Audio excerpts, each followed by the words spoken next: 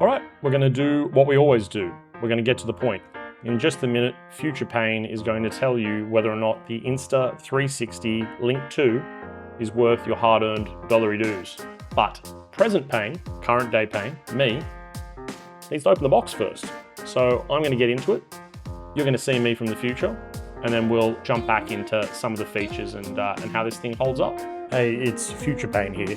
So I've just spent a full day in meetings using the Link 2, and I have to say that the camera really holds up. It probably isn't designed to mount on top of a laptop, but it works perfectly fine with the magnetic mount that it includes. I purposefully didn't use a headset so that I could use the inbuilt microphone, and everyone said the quality was absolutely up to scratch. Once again, I'm in quite a noisy environment. I'm in a very echoey meeting room, and all they could hear was my voice, so that's impressive as well. Hello, how are you? I did go to work. Now, chances are you clicked on this video because you were already going to buy the Link 2 anyway. But I really encourage you to stay till the end of the video because maybe you'll find out something that you didn't know about. Now, Insta360 have been kind enough to send out the Link 2 for review free of charge. However, as always, this is not a sponsored review. They have not paid me to conduct this review, and I can say and do whatever I want, which is awesome. The packaging is quite nice. We've got all sorts of fancy features in this thing, like AI tracking, whiteboard recognition, smart control, which I assume is via mobile. We also have a 1/2-inch sensor, which is pretty common in these little gimbal-based cameras, and AI noise cancelling as well. We also have a mini 2-in-1 tripod. All right, let's get this thing opened up. Inside we have the following, which is the camera itself, as well as what appears to be a holder for the camera. I think that's magnetic. It's pretty sturdy. It's clearly made of metal and has a bit of heft to it. And you've got your tripod thread just there as well. Let's take that right off. Bye-bye. And this magnetic base actually comes out. So you can see there that it will tilt up. And here we have the camera. It certainly is larger and wider than the OBSBot Tiny 2 Lite, if we were to hold them there side by side. Build quality wise, the Link 2 from Insta360 feels a lot sturdier. This is very much clearly made of metal, or some kind of metal anyway. And even the base itself is made of metal. Whereas the OBSBot Tiny 2 Lite is 100% made of plastic. It is, of course, lighter as well. It's all in the name. On here, it just says touch bar. So I'm assuming that there's some sort of touch functionality that you're going to use just here. There appears to be what I believe is referred to as a pogo connector. I don't know if that's the name anymore. On the bottom there, I think this base is magnetic as well. I'm just going to quickly check and see. So that snaps on very, very securely. I'm going to use a bit of force to take that off, and you'll just watch again. That goes on straight away. That's not going anywhere. USB-C connection as well. USB-C is very important to me. If my devices are not USB-C, I'm probably not going to keep them. You've got your quick start guide, which I'm probably not going to read, although you should read the manual. I've got some Insta360 stickers there, pretty common these days, bit of the Apple approach. You place each one of these stickers in the respective corner of your whiteboard. It doesn't have to be a whiteboard, but that's what it's designed to do. And then it will focus on that. We'll test that a little bit later. We also have our USB-C to USB Type-A adapter, which comes in handy if you don't have a USB-C port on your desktop or laptop or device that you're connecting it to. USB-C to USB-C. So that will plug into the back of the Link 2, like so. Nice and simple. Just for clarity, this camera is wide only. It is not a wireless camera. This is pretty cool. It's quite hefty. I think it opens up all the way as well, which is super duper awesome. So there you see, like so. I'll show it to you on the tripod in just a second, and that closes up as well. That's handy to have if you've got it on a desk. I do believe this is a separate purchase. As to whether or not it's necessary, we'll find out in a moment. So I'm actually pretty impressed by this little tripod. As you can see, here is the Osmo Pocket 3 tripod. We've got the little OBSBot down there, and we've got a Lego plant for scale. But this tripod sits quite a bit higher, which is incredibly useful. I also figured out that the purpose of this magnet that you can see on the side here is so that you can do a top-down shot of whatever you're looking at. I'm just going to show you again this magnet because it is a super cool idea. So it just goes on like so, boom, attached. That's it. It's super duper stable. I don't have any belief at all that this thing is going to fall off when it's attached to this magnet. So this clip opens up like so, and then you just rest it on top of your monitor like this. And depending on the size of your monitor, you can make adjustments as well. So I'll move that like so, and then go ahead and clip that on. And so that'll sit comfortably like so. Then you can just grab your Link 2, pop it straight on top, and it snaps perfectly. Now, this is not a comparison video between other webcams like the OBSBot or the Logitech that I have there on the right, but I just want to show you the difference in profile. Now, I want to do the rest of this video from the perspective of the Link 2. I think that that's going to give you a really good indication of its quality. I wanted to just quickly highlight the use case for the Link 2 tripod. I've currently got it attached to my Osmo Pocket 3. It's a lot better than the tripod that comes with the Osmo Pocket 3, purely because there is more height. All right, so there's two things we need to get. One is the Insta360 Link control software, and also the Link 2 firmware. What I love is this really large LED. Right now it's flashing blue because it's going through this firmware update. Alrighty, image quality, that's what you're here for. Here we are in my YouTube studio, which is actually my living room. I have my kid in the background watching Bluey, and my wife, I believe, is hiding in that tent. There she is. I don't have a YouTube studio. My living room is my studio because that's where my computer is, and that's what we're gonna do. I spent a long time trying to figure out ways to be able to make YouTube videos without having my kid in the background and without all this busyness. I've just lent right into it. This is the way it's going to be from now on. If you hear my kid, if you hear him Bluey, if you're seeing my wife hiding in that tent over there, that's the way it is. Anyway, let's get into it. So right now you're looking at me on the Osmo Pocket 3. That is a 1-inch sensor on this. Over here, you're looking at me on the Link 2, which is a 1/2-inch sensor. This is the quality difference between the two of them. Obviously, the Osmo Pocket 3 is a much more expensive camera. So the fact that this is pumping out the quality that I'm looking at on the screen in front of me, the Link 2, is very, very impressive to me. If you have already decided that the Link 2 is for you, then Insta360 has 2 special deals. If you choose to purchase the Link 2 via the Insta360 website, a Black Friday special will net you a free Insta360 FlexiCare warranty. Alternatively, if you want to buy it on Amazon, the first 10 people who use the code Insta360BF will get a free tripod. And the same applies to the Link 2C as well. Alrighty, time for the low light test for the Link 2. Over on my left here, we have the Osmo Pocket 3 recording me, the Link 2 here in the center, and finally, my laptop's camera. It's the inbuilt camera at 1080p. We're looking at 4K 30 frames per second on the Link 2. I'm going to adjust the lights slightly in the room. It is nighttime outside. It's quite dark in this room. And I see that the Link 2 is doing a pretty good job. Let's adjust the lights a little bit more, raise them just a touch. We also have the glow of the screen.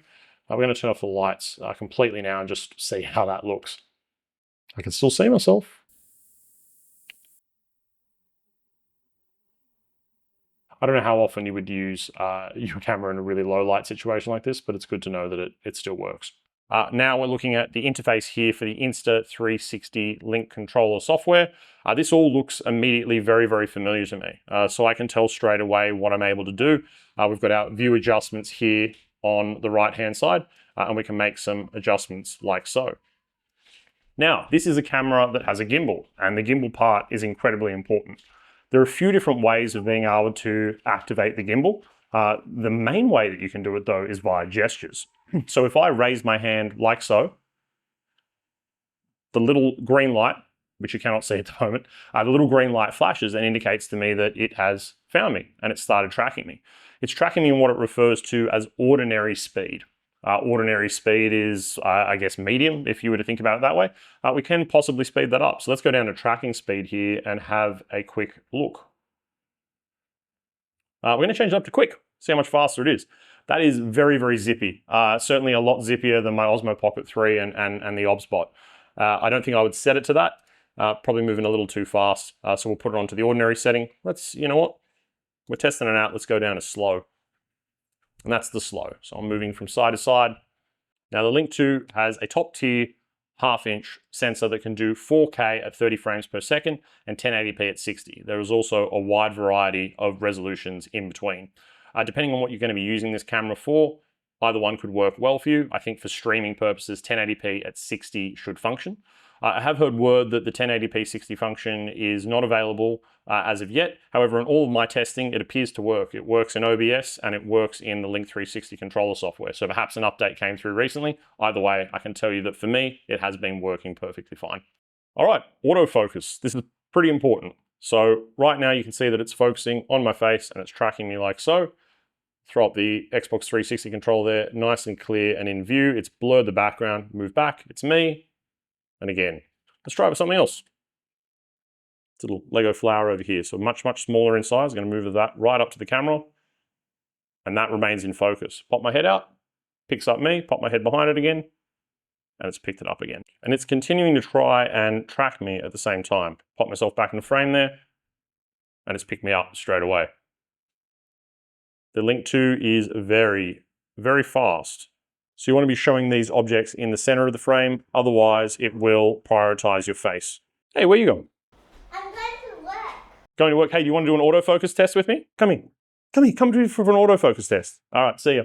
Okay, so right now you've been listening to me on the Mic 2 via the Osmo Pocket 3, but the Link 2 has a pretty hefty microphone built into the top of it. We have voice focus, voice suppression, and music balance. Right now, we're going to leave it on to voice focus, which is most suitable for this sort of setup. It does have AI noise cancellation built in. Oh, you're going back to work again. This is what it sounds like with a bit of background noise. We've got a kid on a scooter with hardwood floors who is quite loud. What are you doing over there, kiddos? Getting some toys. You're getting some toys. Now, I want to go back to the AI tracking here for a moment. As you can see, it's been following me around the entire time, as has the Osmo Pocket 3. We have it set to a single AI tracking mode at the moment. However, we do also want to try it out in a group scenario. I'm going to see if I can rope my kid and potentially even my wife into this. Hey, Jen. All right, so we've got it set on single tracking at the moment. Let's change it over to group tracking. All right, we've got group tracking on. Here I am. Here is my wife. I'm now going to leave the scene. We've got 3 faces in the scene. And now it's going to refocus on my wife, who's going to wave. And then we're back here again. You hold this. Ah! It's trying to stay with me. I move out of the scene and I'm back. All right, it will also readjust. She's holding 18 kilos here. We can also do a smart composition where it tries to focus on our heads. One more time. There we go. You can see. Now I've popped back into the frame again. We've got Jade here in the frame too. Pop you down there. I'll go over here. And it will eventually refocus and find my wife. Ha! Very cool. Thank you. High five. Now again, at any point, if I want to go ahead and stop the tracking, I just simply place up my hand like so. The light will blink and I will be able to freely move out of the frame. There's another handy feature here called Pause Track Area. I'm going to show you how that functions. So if I go ahead and turn on Pause Track Area, switch it on over here, I want to create a panorama of my room. I want to be able to capture what's in there so that we know what sections we're going to pause and track on. I'm going to simply click on Drawing Panorama here, and you're going to see that it will travel around my entire room and pick up as much of the space as the Link 2 is capable of. But let's just say that we wanted to focus on one specific area. What we would do in that case is that we would create a scene. Let's use our tent from earlier. All right, so let's get the tracking turned on.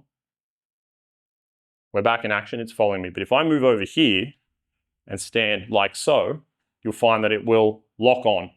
And even if I move around like this, it's not going to move at all and track me. I'm now going to move out of the frame and it's going to continue to try and follow me. I move back here again, like so,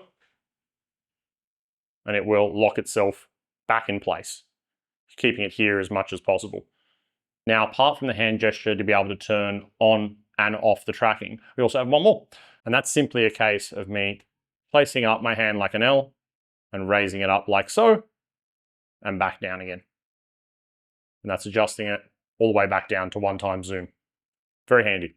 Now you'll notice down the bottom of the 360 software, we have Whiteboard, Smart Whiteboard, and Desk View. Before we go over to Whiteboard, I want to quickly show you how Desk View functions. So if I click on Desk View right now, the camera will tilt down and point directly down. Potentially not the most flattering angle. And what I can do here is that I can make a manual adjustment on the camera, just using my hands to be able to pinpoint exactly what I want to be looking at. Just to show that to you, I am manually making these adjustments. Now it is in reverse, which breaks my brain a little bit here. But once you lock in the exact point that you like, which I think is probably this one here, got an Xbox controller we can throw into the mix. And if I was to go down here and tap desk view, it would return back to me. Just realized I didn't have tracking turned on.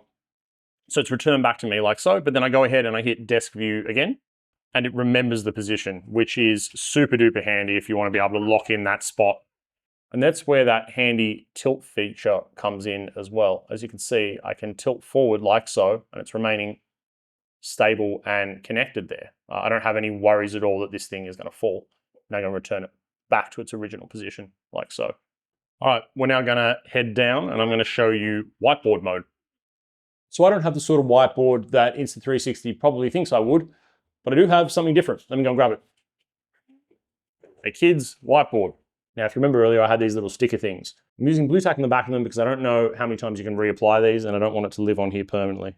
So now with these four corners attached, I should be able to do something like this peace sign here, and it will automatically scan for those four stickers and lock on.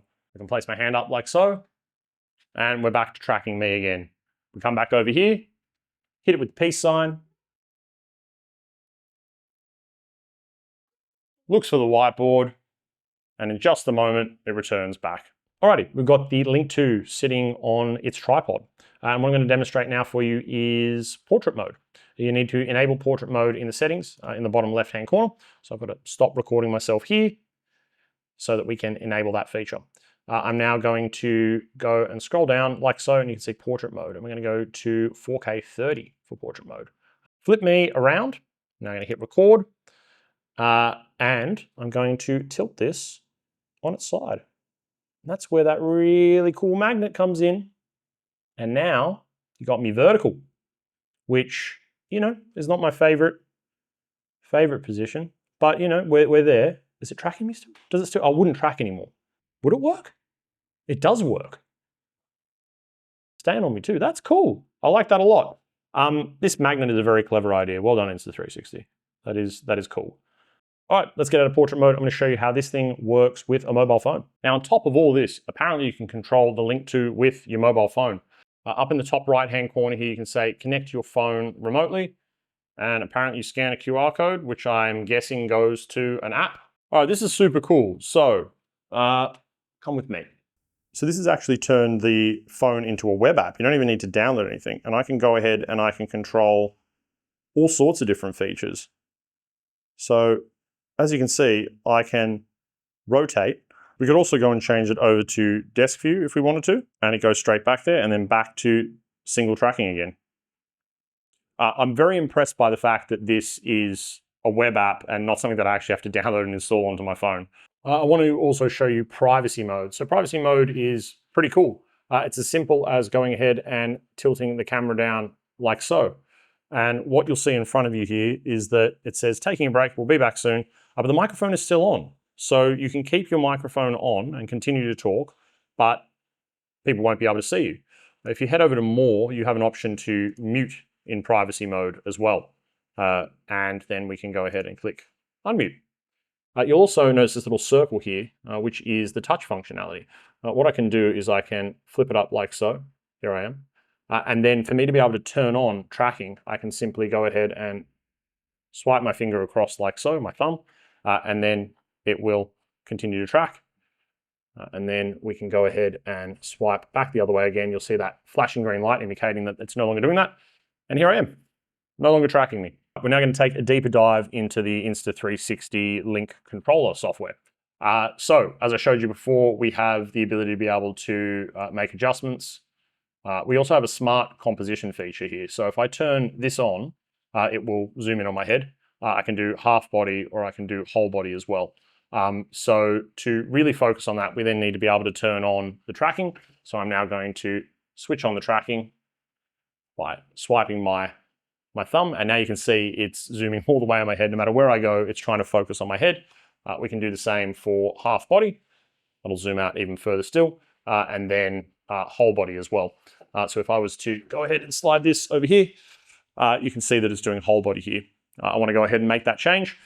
So I can go ahead and hit head, and then it will focus on just my head. You don't get to see anything else that's going on in the background, some bright lights, and it will do its best to be able to keep me in focus.